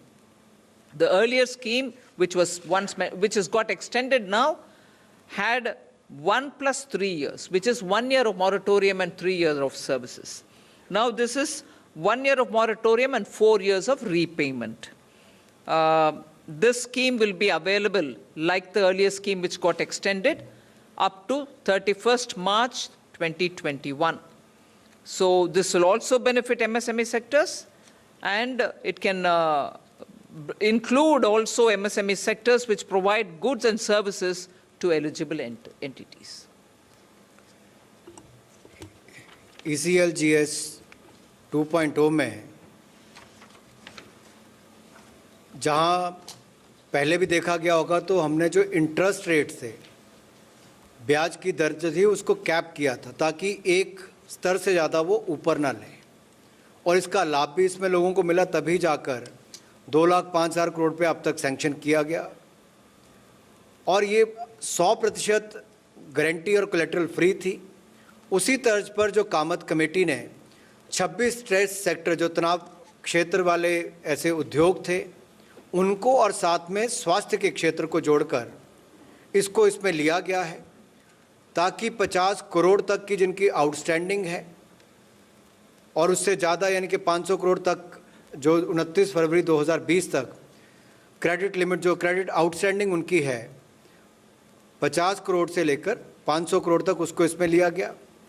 और इसमें आगे जो है, इसमें अपर ceiling जो है कि कौन सी स्तर तक इसकी एनुअल टर्नओवर होगी, उसमें भी राहत दी गई है, कोई इसमें वो लिमिट नहीं रखी गई है। और इसमें जो SMA-0 है, SMA-0, इसमें भी एंटिटीज़ जो हैं उसको 30 दिन उसके बाद तक का समय दिया गया है, ताकि 29 फरवरी 2020 तक का इसको लिया जाए। इसमें अतिरिक्त जो क्रेडिट है, जो कर्ज आपको मिलेगा, वो लगभग 20% मिलेगा। ये सब उसका हिस्सा है। लेकिन जो एक और बड़ी बात इसके आगे है, इसमें जो अतिरिक्त आपके जो कार्यशील पूंजी आपको मिल रही है, उसमें मूलधन चुकाने के लिए भी आपको कुल 5 साल का समय मिल रहा है, जिसमें 1 साल का तो मॉरेटोरियम पीरियड मिल रहा है, इसके अलावा 1 + 4 ईयर्स जो इसमें है, इसमें उसका लाभ मिल रहा है आपको। तो एक इसमें इसकी घोषणा की गई है, और ये स्कीम जो है 31 मार्च 2021 तक रहेगी। और ECLGS 2.0 जो है, एक बड़ी राहत लेकर स्टेट सेक्टर्स के लिए आई है, जिससे इनकी मदद मिल पाएगी, ताकि अपनी लायबिलिटी जो है उसको पूरा कर सके। We move over to the third announcement, which is something partly heard even yesterday, the production-linked incentive scheme, which champions 10 sectors, and in those sectors, incentive will be offered. But very quickly for you to recall, there was a PLI announced earlier during the early stages of lockdown, and in that 51,355 crores have been earmarked for 3 sectors. This is now 10 sectors, but earlier it was 3 sectors, of which the mobile manufacturing and some specified electronic components received 40,995 crores. Then the key starting materials, which is for the pharmaceutical and the APIs, at the cost of 6,940 crores, and the manufacturing of medical devices at 3,420 crores was the first announcement of the earlier PLI, which covered 3 sectors. Now the new one, which you got to know yesterday after the cabinet approved it, covers 10 such sectors, 10 more such sectors, 3 already being given. Now they will also benefit from a productivity-linked incentive scheme. Yesterday when I met you all, I had very clearly said that's part of the Atmanirbhar It covers sunrise sectors, it covers labor-intensive sectors, and it also covers those sectors through which India hopes to link with the global value chain, and therefore very outward-looking, very supportive, encouraging of exports, and bringing investment and manufacturing to India. So 10 new sectors are being added. This will, I hope, get a big boost for the Indian economy, and domestic employment also will increase because of that. ये अगली घोषणा जो है वो आत्मनिर्भर भारत बनाने के लिए और विशेष तौर पर मैन्युफैक्चरिंग को बल देने के लिए प्रोडक्शन लिंक इंसेंटिव स्कीम के लिए है, जिसमें 10 चैंपियन सेक्टर को चुना गया है और इसमें लगभग 1,46,000 करोड़ रुपए का लाभ मिलेगा, इंसेंटिव दिए जाएंगे। भारत सरकार ने इससे पहले 3 क्षेत्रों में प्रोडक्शन लिंक इंसेंटिव स्कीम को लॉन्च किया था, जिसमें कुल मिलाकर 51,355 करोड़ रुपया खर्च आएगा। अगर आपको याद होगा तो मोबाइल मैन्युफैक्चरिंग और स्पेसिफाइड इलेक्ट्रॉनिक कंपोनेंट्स की जब हम बात करते हैं, ज़्यादातर विदेशों से मोबाइल बनकर आते थे, लेकिन अब भारत में ही मोबाइल बने और इसके कंपोनेंट्स भी यहीं पर बने। इसके लिए 40,995 करोड़ रुपए का उसमें प्रावधान, और जो दवाइयाँ हैं जिसकी पूर्ति पूरी दुनिया भर के लिए भारत ने कोविड के समय भी कुछ क्षेत्रों में करने का काम किया, कुछ ऐसे क्षेत्र जहाँ पर भारत ने बहुत अच्छा कदम उठाए हैं, वहाँ पर रॉ मटेरियल जो है वो अभी भी बाहर से आता था, तो रॉ मटेरियल भी हिंदुस्तान में ही बने। उसके लिए जो क्रिटिकल हमारे कुछ ऐसे सेक्टर्स हैं जहाँ पर की स्टार्टिंग मटेरियल्स हैं, जिसको हम API एक्टिव फार्मास्यूटिकल इंग्रेडिएंट्स कहते हैं, उसके लिए विशेष तौर पर 6,940 करोड़ रुपए की योजना लेकर आए हैं, ताकि दवाई तो बनाए ही, लेकिन दवाई बनाने के लिए भी जो आपको रॉ मटेरियल चाहिए वो भी भारत में ही बने, उसके लिए इसमें बल मिलेगा। इसके अलावा कोविड के समय भी हमने देखा कि जांच करने के लिए लेबॉर्ट्रीज हो, टेस्टिंग किट्स हो, बाकी सब, इसकी बहुत बड़ी मात्रा में रिक्वायरमेंट रहती है। ये या वैसे भी स्वास्थ्य के क्षेत्र में मेडिकल डिवाइसेस और डायग्नोस्टिक, इसके लिए भी आपके मैन्युफैक्चरिंग सेंटर्स यहाँ पर बने, उसके लिए 3,420 करोड़ रुपए का प्रावधान इसके अंतर्गत किया गया है। 10 कुल मिलाकर चैंपियन सेक्टर्स चुने गए हैं, जिसको हम अगली स्लाइड्स में बताएंगे, ताकि उनको प्रोडक्शन लिंक इंसेंटिव स्कीम में जोड़ा जाए। भारत इस प्रतिस्पर्धा में दुनिया भर में आगे बढ़ सके, हमारी कंपनी जो हैं वो उच्च क्वालिटी के प्रोडक्ट्स को बना भी सकें और कम कीमत पर भी बना सकें, इसलिए हम अपनी कंपनीज को उस काबिल बनाने के लिए इसके साथ जोड़ रहे हैं। इससे हमारी अर्थव्यवस्था को भी बल मिलेगा और स्थानीय जो डोमेस्टिक मैन्युफैक्चरिंग है और एम्प्लॉयमेंट जो है, इन दोनों को ही इसमें बल मिलेगा और रोजगार भी उत्पन्न होंगे।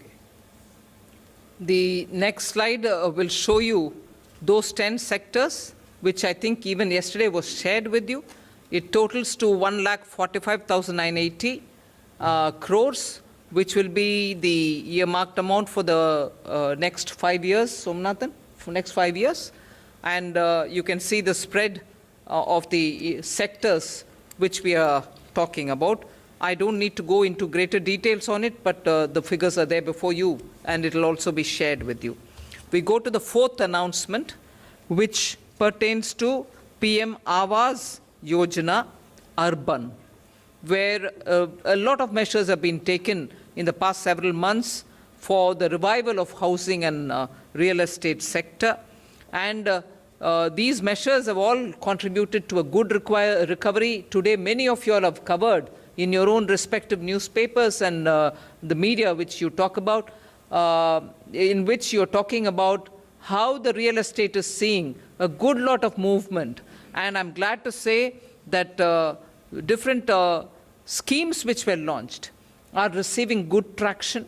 There was this, since the early part of this year, there was this worry that a lot of projects were remaining incomplete. Government came up with a Swami single window kind of a scheme through which those incomplete projects can be completed. 135 projects all over the country have had an outlay given of 13,200 crores. Many projects, nearly 87,000 stuck flats or houses are getting completed because of that. Now, there are further measures which we are proposing here. 18,000 crores will be provided over and above the budget estimate which was mentioned in the 2020-21 budget under the PM Awas Yojana, particularly for the urban areas. And this extra budgetary resource being provided will help 12 lakh houses to be grounded. Those which have been getting constructed will get grounded, and 18 lakh houses will get completed as a result. So 8,000 crores will be provided even in this year. 8,000 crore, this is over and above the 8,000 crores which was mentioned in the BE, which is 8,000 crores. We are now giving 18,000 crores in order that 12 lakh houses can be grounded and 18 lakh houses can be completed. What we expect out of it is additional jobs to the extent of 78 lakhs will be created.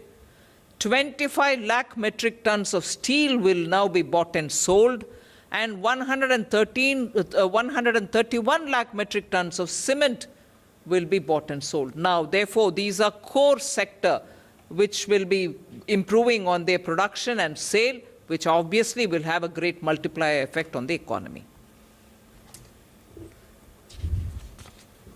माननीय प्रधानमंत्री जी का सपना है कि हर गरीब के पास अपना पक्का मकान हो और 2022 तक हर गरीब के पास पक्का मकान होगा। और इसी के चलते प्रधानमंत्री आवास योजना शहरी के लिए विशेष तौर पर कदम उठाने जा रहे हैं। जो बजट में प्रावधान किया गया था इस वर्ष, उसके अतिरिक्त लगभग 18,000 करोड़ रुपये अतिरिक्त व्यय करने का इसमें प्रावधान किया गया है। और इसमें 8,000 करोड़ जो पहले प्रावधान था उसके अतिरिक्त ये बड़ी घोषणा है, उस दिशा में कदम उठाए गए हैं। इसमें कुल मिलाकर 12 लाख घरों को स्थापित करने के लिए और 18 लाख घरों को पूरा करने के लिए ये कदम उठाए गए हैं। इससे बहुत बड़ा लाभ देश के गरीब को, शहरों में रहने वालों को मिलेगा। इसमें कुल मिलाकर 78 लाख से ज़्यादा रोजगार के अवसर पैदा होंगे। 25 लाख मीट्रिक टन स्टील और 131 लाख मीट्रिक टन सीमेंट का उपयोग होगा। और साथ में और जुड़ी हुई वस्तुओं को भी देखा जाए तो कुल मिलाकर बाजार में एक डिमांड क्रिएट होगी। ये कदम है उस दिशा में जहां पर गरीब को बल मिल सके और पक्का मकान मिल सके। इससे पहले भी हमने जो कदम उठाए वो हाउसिंग के क्षेत्र में बहुत बड़े कदम थे, जैसे स्वामी। इसके अंतर्गत 135 प्रोजेक्ट को पूरा करने के लिए 13,200 करोड़ रुपए का प्रावधान किया गया। इसमें क्या होगा, 87,000 ऐसे घर जो और फ्लैट रुके हुए थे बनने के लिए, वो पूरे हो जाएंगे।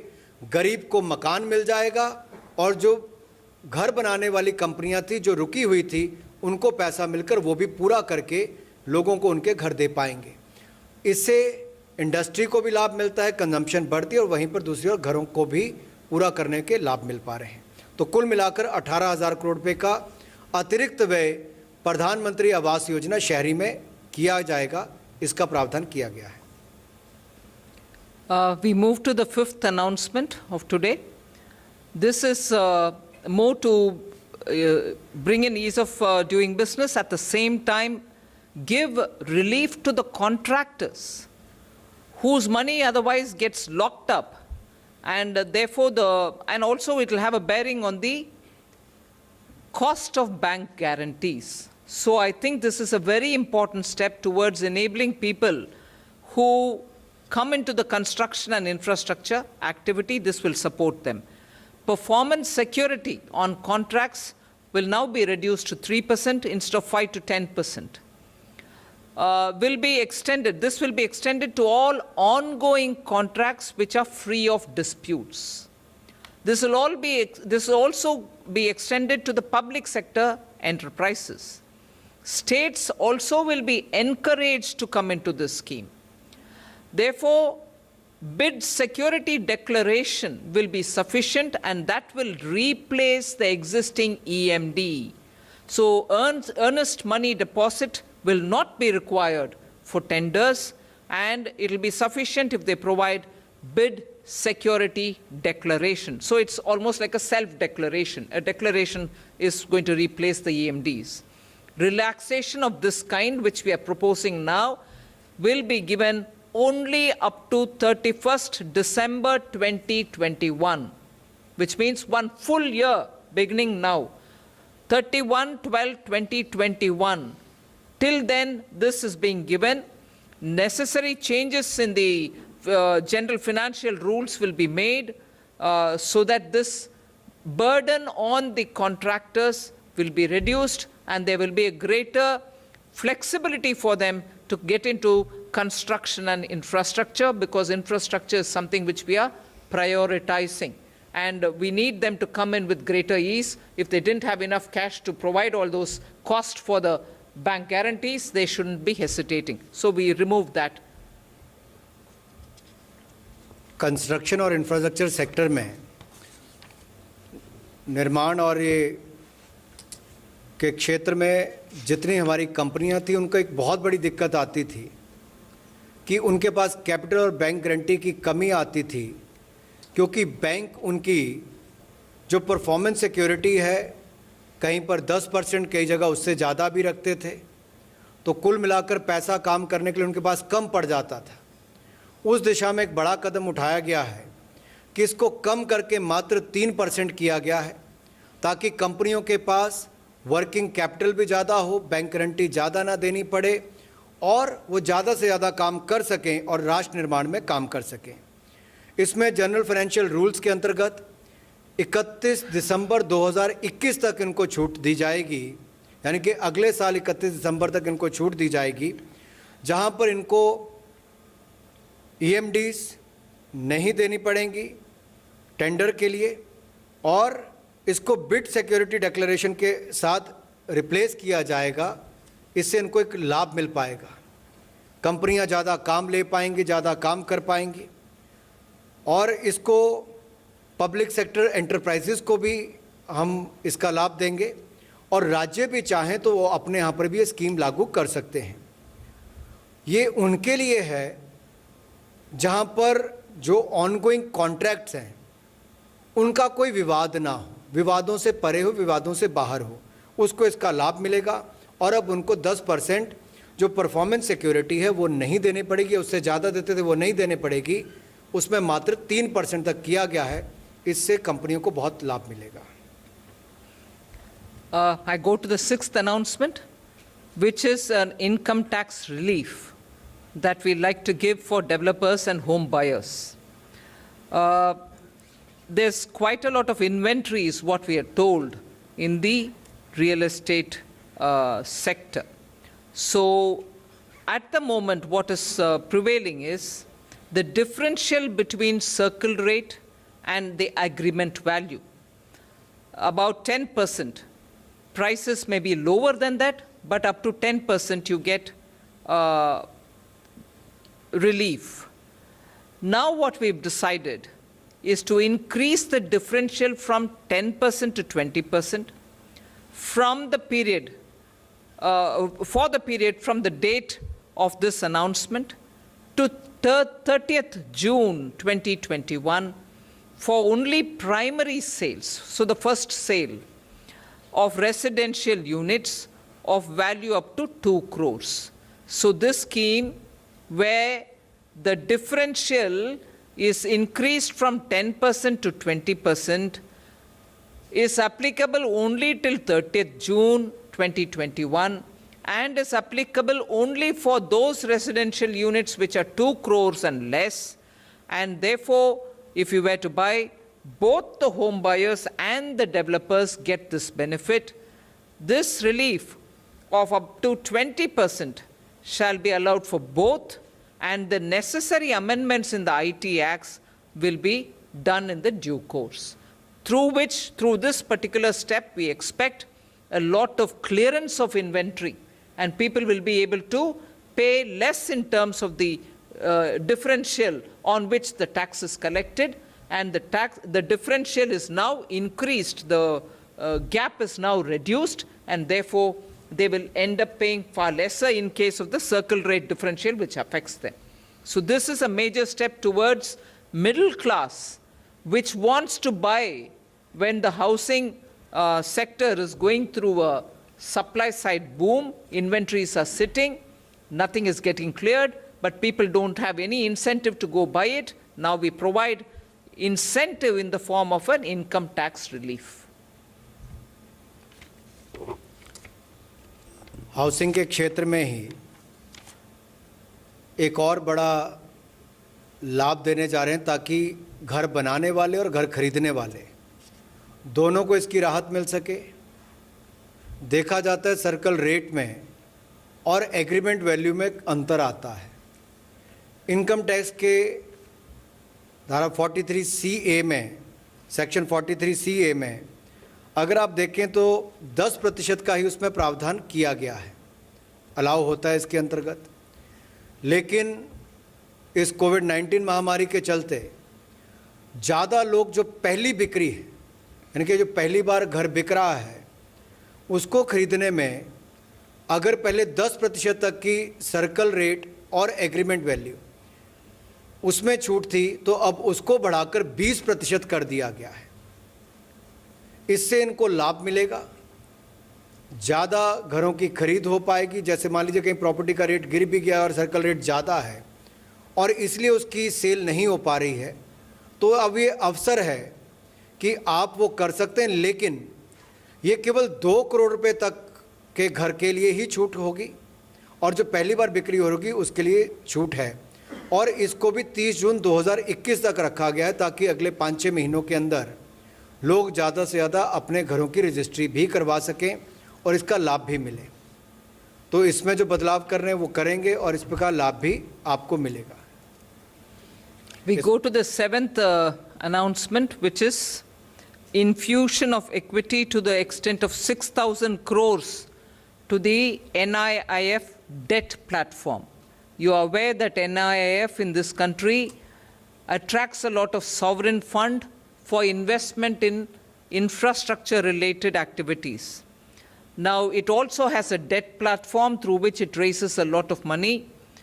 And by 2025, it has to provide an infra funding to the extent of 110,000 crores, which we have announced, National Infrastructure Pipeline.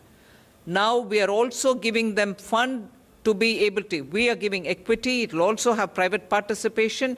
NIIF itself is investing some amount so that there is a debt platform through which it can raise money for funding infrastructure. So we are now giving 6,000 crores of equity to the debt platform of NIIF, where private equity participation will also come in. NIIF itself has invested 2,000 crores. So by 2025, they will have to fund projects to the extent of 110,000 crores. We are creating this avenue for them to do it even through the debt market. Infrastructure के लिए debt financing के लिए एक प्रावधान यहाँ पर करने जा रहे हैं ताकि ये जो मंच मिलेगा, प्लेटफॉर्म मिलेगा, इसमें लगभग 1,10,000 करोड़ रुपए की इंफ्रास्ट्रक्चर डेट फाइनेंसिंग का प्रावधान होगा और इसमें 6,000 करोड़ रुपए की इक्विटी हम लोग डालेंगे NIIF के डेट प्लेटफॉर्म पर, ताकि इसमें अगर आप कुल मिलाकर देखें तो जो एक्चुअल इन्वेस्टमेंट अब तक 3 की गई है NIIF फंड के द्वारा, वो लगभग 19,676 करोड़ रुपए की है। ये डाउनस्ट्रीम फंड्स में, प्लेटफॉर्म्स में और ऑपरेटिंग कंपनीज में की गई है। और ये जो NIIF स्ट्रेटेजिक अपॉर्चुनिटीज़ फंड है, इसको एक डेट प्लेटफॉर्म के रूप में खड़ा किया गया है कर्ज देने के लिए। NBFC इंफ्रास्ट्रक्चर डेट फंड और NBFC इंफ्रास्ट्रक्चर फाइनेंस कंपनी को बनाकर इसमें कुल लोन बुक अगर आप देखेंगे तो 8,000 करोड़ की है और जो डील पाइपलाइन है वो लगभग 10,000 करोड़ 8,000 करोड़ की है और जो डील पाइपलाइन है वो लगभग 10,000 करोड़। और इसमें भी जो असीम इंफ्रास्ट्रक्चर फाइनेंस लिमिटेड AIFL की जो AA रेटिंग वाला फंड और IFL जो हमारा इंफ्रास्ट्रक्चर फाइनेंस लिमिटेड ये AAA रेटिंग, ये कुल मिलाकर 95,000 करोड़ रुपए का कर्ज मार्केट से उठाएंगे, बॉन्ड्स के माध्यम से उठाएंगे और 2025 तक ये प्रोजेक्ट फाइनेंसिंग करेंगे लगभग 1,10,000 करोड़ रुपए की। NIF ने इसमें अभी तक लगभग 2,000 करोड़ रुपए की इक्विटी डाली है। भारत सरकार इसमें 6,000 करोड़ रुपए का और निवेश करेगी और बाकी जो है प्राइवेट इन्वेस्टर्स के माध्यम से इक्विटी रेज की जाएगी। कुल मिलाकर 1,10,000 करोड़ रुपया इंफ्रास्ट्रक्चर प्रोजेक्ट फाइनेंसिंग के रूप में इसके अंतर्गत आएगा और ये एक बड़ा मदद देश में आधारभूत ढांचा खड़ा करने के लिए होगा। We move to the 8th announcement today, the form of subsidy for the farmers.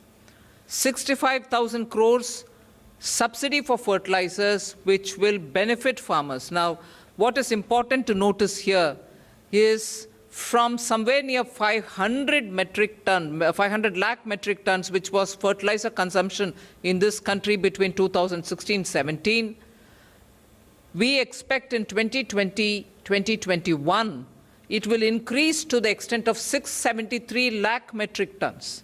So farmers are reaping the benefit of a favorable monsoon. The sown area, so the growing area of crops has extended, increased manifold.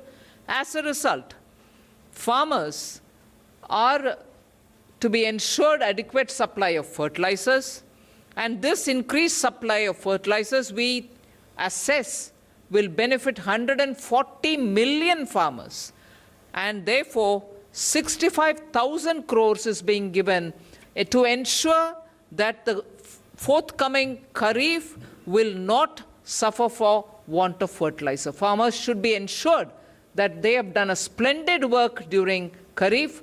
Now forthcoming Rabi and after that the Kharif after that should be somewhere farmers should be ensured adequate supply of fertilizer is given. 65,000 crores for it.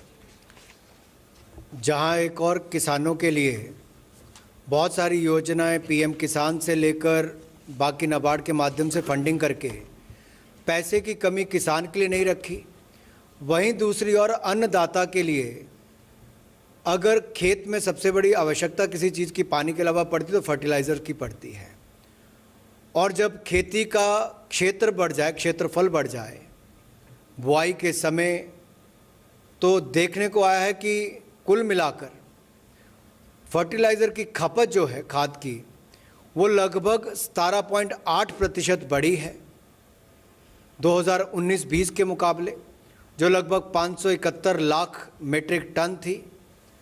और एक बड़ा कारण क्या है कि बारिश भी अच्छी हुई, मानसून अच्छा रहा, क्षेत्रफल बढ़ा जहां पर बुआई की गई, और कुल मिलाकर 2016-17 में जो फर्टिलाइज़र की कंजम्पशन थी, जो खपत थी फर्टिलाइज़र की, वो 499 लाख मीट्रिक टन से बढ़कर 2020-21 में 673 लाख मीट्रिक टन हो जाएगी। इसके लिए सप्लाई भी ज़्यादा करनी पड़ेगी फर्टिलाइज़र की, इससे उत्पादन भी बढ़ेगा कृषि का। और क्योंकि ये देश में सब्सिडाइज रेट पर सब्सिडी दी जाती है इसके ऊपर, ताकि किसान के ऊपर बोझ ना पड़े, ये जो 14 करोड़ किसान हमारे देश के हैं, इनको सब्सिडी देकर फर्टिलाइज़र दिया जाता है। जब इनका क्षेत्रफल बढ़ेगा, खपत भी फर्टिलाइज़र की बढ़ेगी, तो इसके लिए माननीय वित्त मंत्री जी ने 65,000 करोड़ रुपए का अतिरिक्त प्रावधान किया है, ताकि फर्टिलाइज़र की कमी कहीं ना आए, खाद की कमी कहीं ना आए, और आने वाले सीजन के लिए उसको बल दिया जा सके। I move to the 9th announcement. We spoke about formal employment. Now we are also talking about informal. You may recall that during the Garib Kalyan Rozgar Yojana, during the lockdown that we announced, 116 districts were brought together where the migrant laborers had gone back. 25,000 was the minimum number of migrant laborers who had reached those districts, for whom money was spent, and 37,543 crores have been spent till date on that. That scheme ended as of October 31st, if you remember correct. That was only for a limited number of days. We have spent that kind of money in those 116 districts. Now, this Garib Kalyan Rozgar Yojana had brought together the Mahatma Gandhi National Rural Employment Guarantee Scheme and also the Garib Pradhan Mantri Gram Sadak Yojana.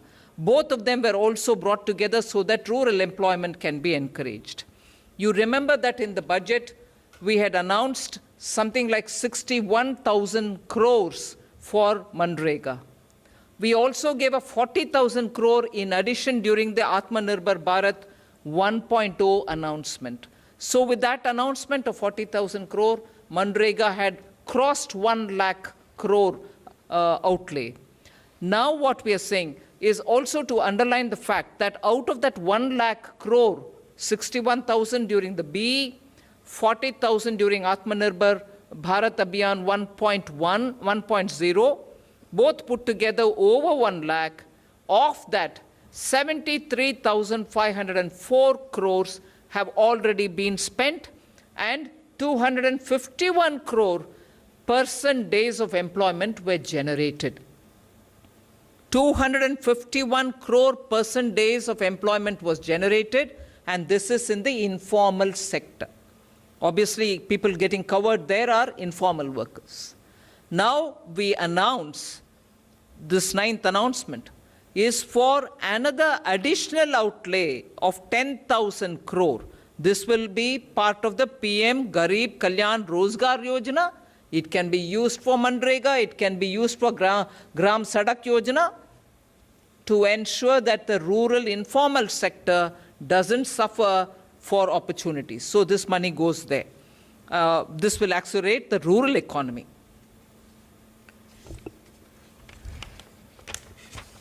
गांव में और गरीब के लिए रोजगार की कोई कमी ना आए, ये माननीय प्रधानमंत्री जी की सोच भी है। और माननीय वित्त मंत्री जी ने जब प्रधानमंत्री गरीब कल्याण रोजगार योजना का पिछला ब्यौरा भी आपको दिया कि किस तरह से 116 जिलों में 37,543 करोड़ रुपया अब तक खर्च किया जा चुका है। और इसमें प्रधानमंत्री गरीब कल्याण रोजगार योजना के साथ साथ जो समूहित किया गया है, जोड़ा गया है, मनरेगा को प्रधानमंत्री ग्रामीण सड़क योजना के अंतर्गत जो बाकी काम हुए, कुल मिलाकर अगर देखा जाए तो पिछले कुछ वर्षों में हमने मनरेगा योजना में, एमजी नरेगा में पारदर्शिता भी लाए, जियो टैगिंग भी की, आधार कार्ड के साथ जोड़कर बैंक खाते खोलकर सीधा उनके खातों में पैसा डालने का काम भी किया। इतनी पारदर्शिता लाए कि अब जो पैसा केंद्र सरकार का जाता है वो गरीब के खाते में जाता है। साथ साथ में बजट में वृद्धि भी माननीय वित्त मंत्री जी ने की।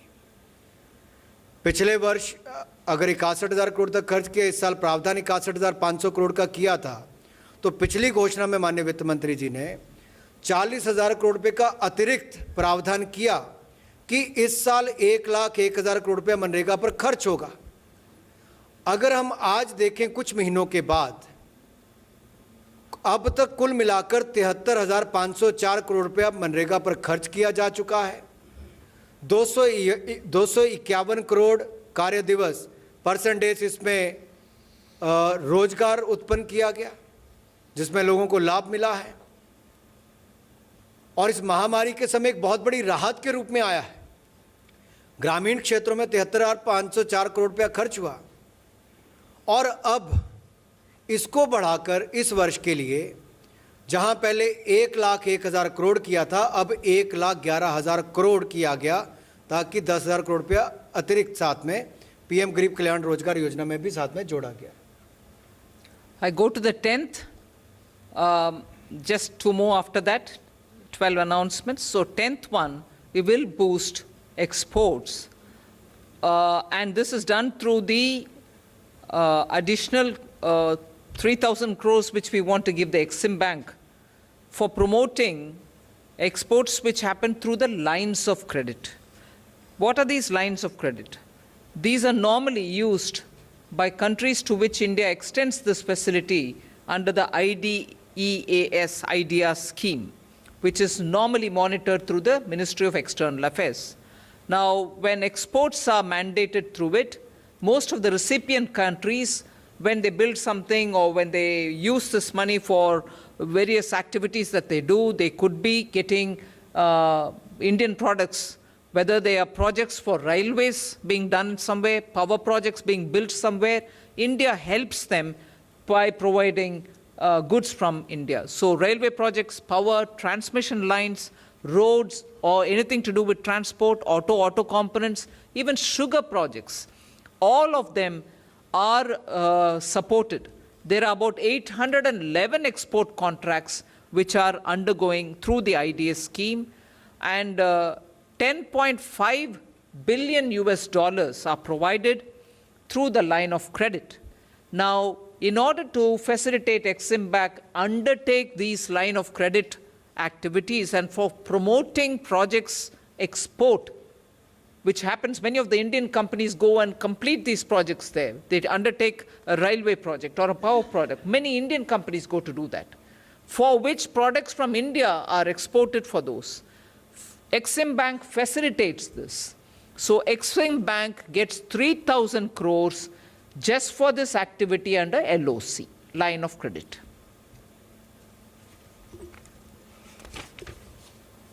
₹3,000 करोड़ रुपया एक्सिम बैंक को लाइन ऑफ क्रेडिट के रूप में दिया जाएगा।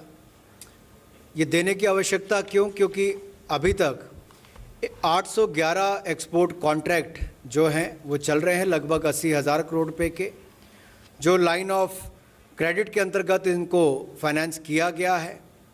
और ये बिजली के क्षेत्र हो, ट्रांसमिशन लाइन्स हो, रेलवे हो, सड़कें हो, परिवहन का क्षेत्र हो, ऑटोमोबाइल ऑटो कंपोनेंट्स हो, या चीनी से जुड़े हुए प्रोजेक्ट भी हो, शुगर के भी हों, इस तरह के क्षेत्रों में इसको किया गया है। इससे भारत से निर्यात हो सके, भारत की कंपनियां वहां जाकर काम कर सकें, जो देश इसको जो इसका रिसीव भी करते हैं, लाभ उठाते हैं, उसमें भी 75% तक की वैल्यू अगर LOC में यहाँ से आती हैं तो उसका लाभ भी मिल सके और आगे काम और बढ़ सके।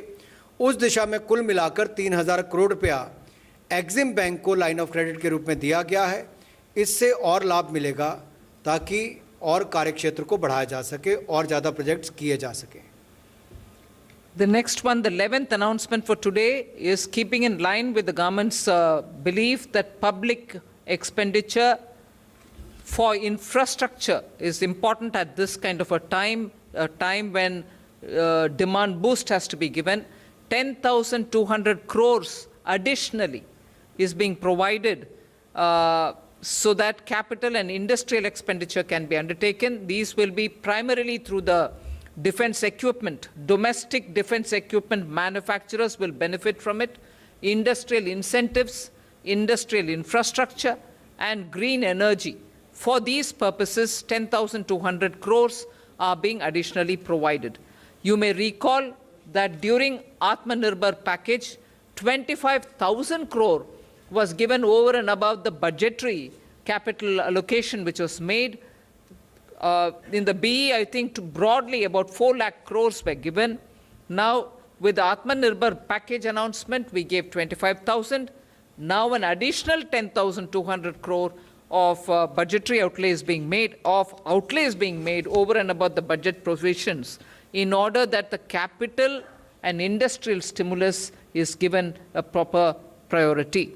This will, of course, benefit those particular sectors because domestic defense equipment manufacturers are doing well. There's a need for them to be given that kind of a support so that those equipment and industrial infrastructure gets built.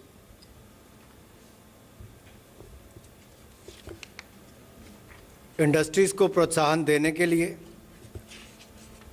औद्योगिक बुनियादी ढांचा बनाने के लिए, green energy का क्षेत्र हो या डोमेस्टिक डिफेंस प्रोडक्शन की बात हम करें, इक्विपमेंट की बात करें, तो उसके लिए विशेष तौर पर पूंजीगत और औद्योगिक व्यय करने के लिए, एक्सपेंडिचर के लिए विशेष तौर पर 10,200 करोड़ रुपए का अतिरिक्त बजट आउटले किया गया है ताकि इस दिशा में हम कदम उठा सकें कि भारत में ही निर्माण भी हो, ज़्यादा उद्योग भी लगे और उनसे हम बल मिल सके। जो हमने रिफॉर्म्स की बात की थी आत्मनिर्भर पैकेज में, उसी दिशा में जहां एक और डिफेंस मंत्रालय ने, रक्षा मंत्रालय ने लिस्ट ऑफ वेपन्स की बात की कि भारत के अंदर ही बनेंगे, विदेशों से इंपोर्ट नहीं होंगे, या बाकी क्षेत्र जिनमें रिफॉर्म्स लाने की बात कही थी वो भी, और बाकी औद्योगिक आधारभूत ढांचा बने, इन सब को मजबूती प्रदान करने के लिए अतिरिक्त एडिशनल जो हमने बजट आउटले किया वो लगभग 10,200 करोड़ रुपये का किया गया है, ताकि इसको स्टिमुलस के रूप में हम दे सकें, कैपिटल और इंडस्ट्रियल स्टिमुलस के रूप में। We move to the last, which is the 12th announcement for today. We provide not a very big sum, you may think, but 900 crores for research and development as regards the COVID vaccine development which is happening. And this is being provided for the COVID Suraksha mission, purely for R&D purposes. And please notice that this money goes to the Department of Biotechnology, not health. It goes to the Department of Biotechnology for research purposes. Now, automatically, the question arises, is this what is being provided for COVID vaccine? No, this is for provision towards research activity related to the vaccine. The actual cost of the vaccine or the logistics for the vaccine to be distributed to the country is a totally different matter. We are not talking about that here. The actual cost of the vaccine or the logistics required for distributing the vaccine is totally different, and whatever is required for that, as and when it is required, will be provided. But this is totally a different purpose, and this is for research towards the vaccine development, which goes for the Department of Biotechnology. So that's my last announcement for today. Of course, after the Hindi, there's the one other slide which will tell you about the fiscal distribution table.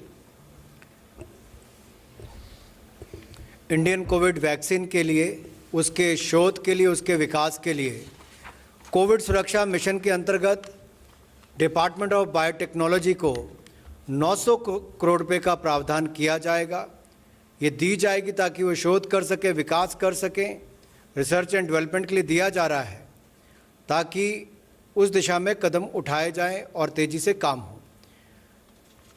ये बिल्कुल ministry of health से हटकर है, health और family welfare के, कि जब vaccine आएगी उसके ऊपर जितना खर्च होगा उसको लाने ले जाने का वैक्सीन के ऊपर, उसके लिए भारत सरकार जो प्रावधान करना होगा पूरी दिल खोलकर उस पर प्रावधान भी करेगी।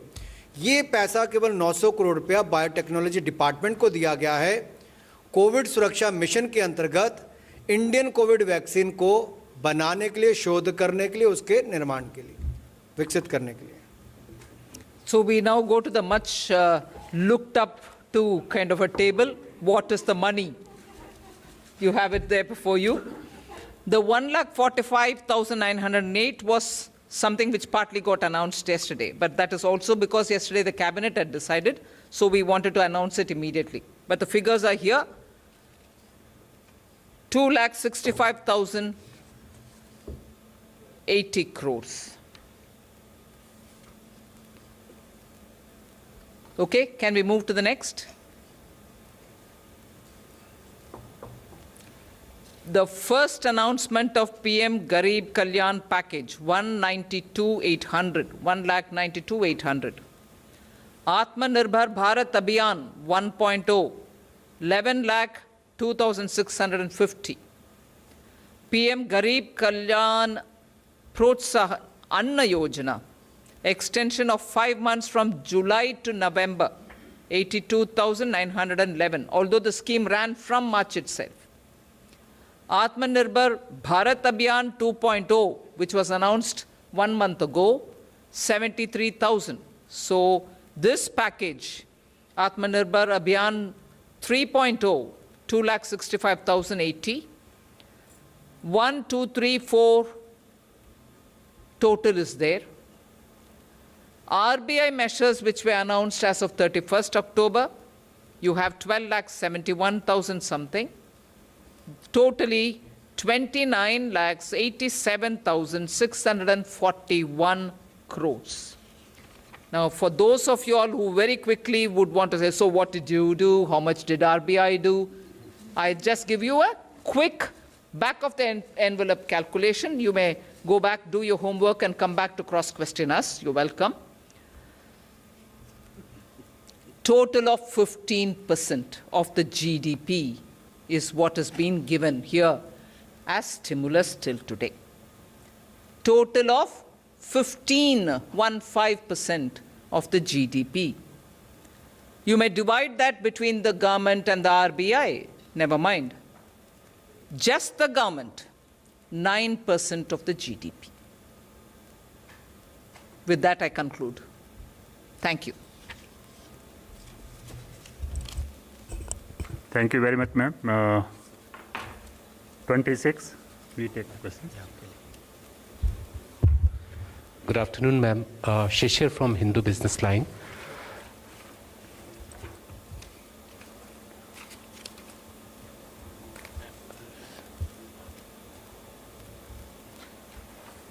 Yeah, good afternoon, ma'am. Shishir here from Hindu Business Line. Yes. Yeah, ma'am, about emergency credit guarantee scheme that has been extended till March 31st. So will the limit of 3 lakh crore will also be extended? Second thing, the second part of this scheme where you have said that 50 crore to 500 crore, what will be the condition? Will that be included in 3 lakh crore or will there be a separate limit for that? And what will be the rate of interest for 9.25 as you announced earlier, or will there be any change?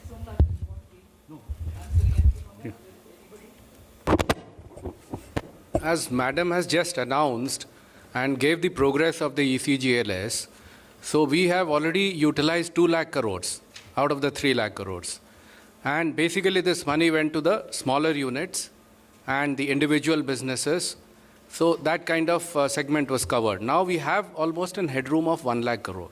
So the 26 stress sectors which have been identified by the Kamath committee is the one who are actually needing the money. So with this, diverting or, getting them also into the fold will help a large number of these sectors to get the working capital term loan that may require. And we have capped it at 500 crores. And health sector is also included, so 20% of that. So as of now, we feel that this should be adequate to cover whatever we are targeting, but as we go along, we will assess and then come back. Thank you. 102. Beg your pardon? Rate of interest. Rate of interest, everything conditions remains the same, excepting for the conditions that Madam mentioned, that the moratorium and the tenor of the loan goes from 4 to 5 years. And there's also one difference that we have aligned the stress sectors with the Kamath committee recommendation, which is, only the SMA 0 gets covered or the standard accounts who are paid as on 29th of February. Whereas for the smaller units, that is MSMEs, we had allowed SMA 0 and SMA 1, which is 60 days past due. Ma'am, Sapna Das here from CNBC TV 18. Ma'am, 2 quick questions. The 65,000 I think crore... one question, restrict to one question. Yeah, okay, combined. Sorry. 65,000 crores for fertilizer is, ma'am, additional or it's part of this year's outlay? You want to repeat your question? It's getting a bit muffled. 65,000 crore allocation for fertilizer is additional or part of this? And ma'am, one broader question. You spoke about the Moody's reassessment of growth numbers for this year as well as the next financial year. Of course, FY22 they have given a kind of a lower number. But what's the kind of estimate that we are working on as of now? What would be your reassessment of the Indian economy outlook? Can we focus on the stimulus announcement today? And are we out of the woods yet or still some distance to go? Hasn't my first slide explained it all? It's everything. So I think I've answered your question on that. And that particular first question that you asked, yes, it is additional. Number 6. Ma'am, Timsi Jaipuria, this side from CNBC TV 18. When we talk of the overall sentiment that we are seeing right now, you said COVID cases are reducing, which is actually leading to a positive sentiment in the economy. What is your assessment from this particular stimulus package? What sort of an investment boost are you looking at? Because PLI will take some time. and some of the measures are immediate. And what sort of a sentiment do you see in the economy for the remaining part of the fiscal? Because as we know, COVID is something which is not predictable. Timsy, one thing about the PLI, every time we announce it, we are conscious that it is going to take time. It's not immediate, we think. But I would want to say it is actually immediate. Look at the way the PLI first announcement for the 3 sectors which was made, and look at the response it has received. As a result of which, stakeholders in the other sectors felt that if they also had a PLI given to them, their sector will also get, a lot more robust. And the kind of investment which is coming into this country based on the PLI announcement for the mobile telephone operation and manufacturing. So PLI is a scheme which will run for long, medium term, but it has immediate impact on decision making for investment. Considering that in this country we've also, I have the finance secretary sitting next to me, who took the first major milestone decision of reducing the corporate tax. That together with the PLI has actually rushed in a lot of investment into this country for those sectors, which were 3 in number. Now we expect the same response for these 10. 33. I think there are a large number of questions. We are doing everything to improve the sentiment. You should tell me what is the sentiment you're getting in the ground. Corporates are still wanting more. Okay, they Yes. will Good respond afternoon, themselves. ma'am. Yeah, This 33. is Mukesh Kaushik from Dainik Bhaskar. You just informed us that rupees 25,000 crore were provided to as additional capital expenditure to Ministry of Transport and Ministry of Defence. Can you tell us what portion out of it is being provided to Ministry of Defence, and was it necessitated because of the current standoff going on at LAC? And can you give us an estimated amount of subsidy which would be given on account of EPFO contribution in category of 24% and 12%? Let me first clear the first question that you had in your mind. Giving that kind of money for the defense, particularly for production, domestic defense production, has been on its own steam growing substantially in the last 5-6 years. A lot of Indian companies are producing world-class defense equipment. Today, we want that sector to be able to grow and export. So the amount declared there, 45,000 crores, which you're referring to, was given with an intention that that defense production sector can grow and make India a manufacturing hub for defense equipments. That is the overriding reason. And the breakdown between defense and any other sector, I think gradually we'll share it. Do you have something? No, you can always. As regards the 25,000 that was announced 1 month ago, 10,000 was for the Ministry of Road Transport and 15,000 was for Defence Capital. And Defence Capital is for long-term purposes. The money is released this year for the purchase of defense equipment. It has no direct relationship with the situation on the border. 16. Defense equipment manufactured in India. Manufactured in India, yeah. 16. Yeah. That is given in the table. You can see the figure of 4,500 crores, which is in the table that was shown here. Ma'am, I come back to the question about in terms of the announcement that you have made. This is the third package. Your secretary expenditures there, you have been working on the fiscal deficit. You're not going to be able to meet this target this year. How much is it going to go above? And second, most important, this money that you're borrowing from the market, where is it coming from? If you could kindly help us, because most people are concerned about in terms of how much will you breach the fiscal deficit? Well, that